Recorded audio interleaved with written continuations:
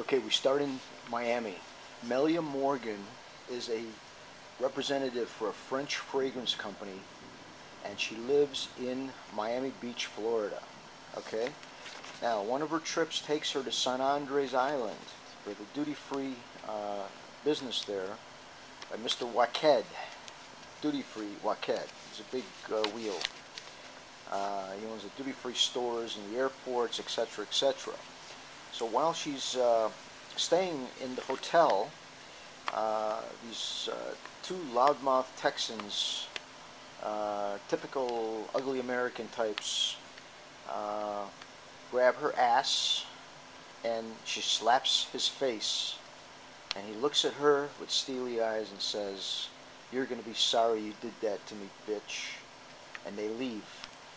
Later that night, they get into Melia's room and gang rape her.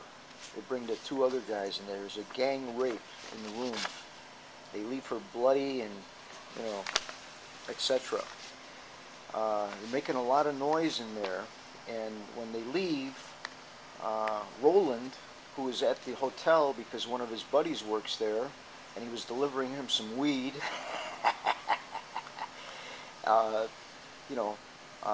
he overhears her screams as the guys open the door to leave. Okay, so Roland says, "Miss, do you need some help?"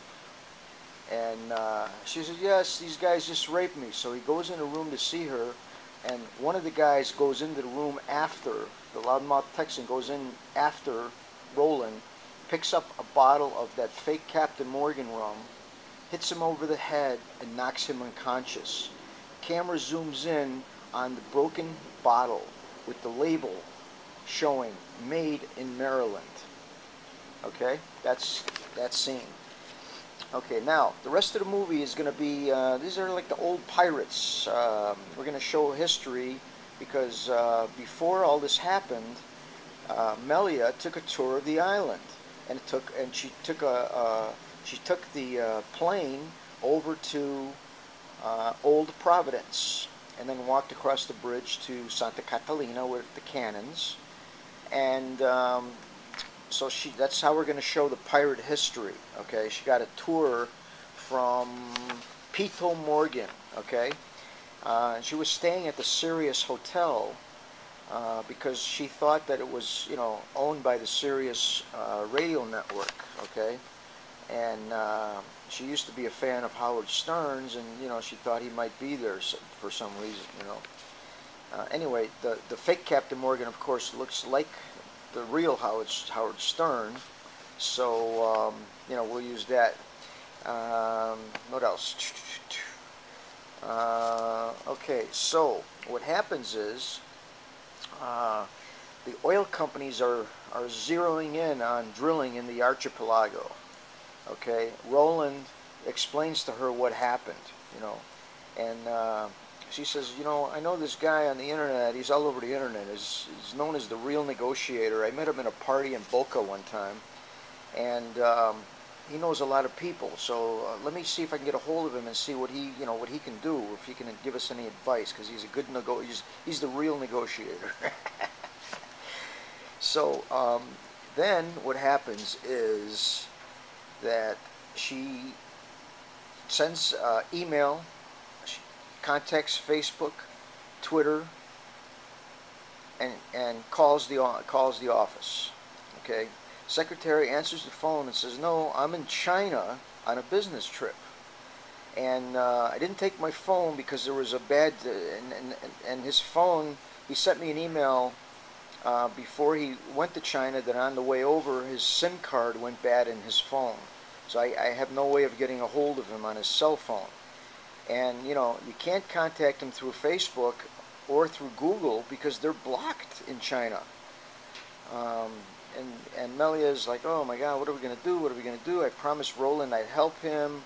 He saved my life, and, what are we going to do? What are we going to do?" So what happens is that the secretary says that, "Oh, you know what? I know he's on LinkedIn all the time. He's always on LinkedIn. He's always looking, and hooking people up on LinkedIn. So if we want to hook up with him, we got to get LinkedIn. And Noya says, but I'm not a member of LinkedIn. And the secretary says, well, neither am I, but I've been meaning to, but I'm so busy, I'm always doing something, and I just kept putting it off and putting it off and putting it off. So let's log on. What's the LinkedIn.com, I guess. Let's try it and see what happens. Okay, LinkedIn. They see it. They get the application. They fill it out. They get their account. They contact Mark Jans Armstrong in China through LinkedIn. They explain everything that's going on. He says he's going to cut his business trip short, and he's going to take a private jet, a G6. And then, of course, we'll have the G6 movie, G6 audio playing, audio video. He's going to take a G6 right to San Andres Island because it's an international airport, and we can do that, no problem. As a matter of fact, the Chinese just opened up a language school on San Andres Island, so it's not that big of a deal. It's just a long flight, but on the way over, he can be contacting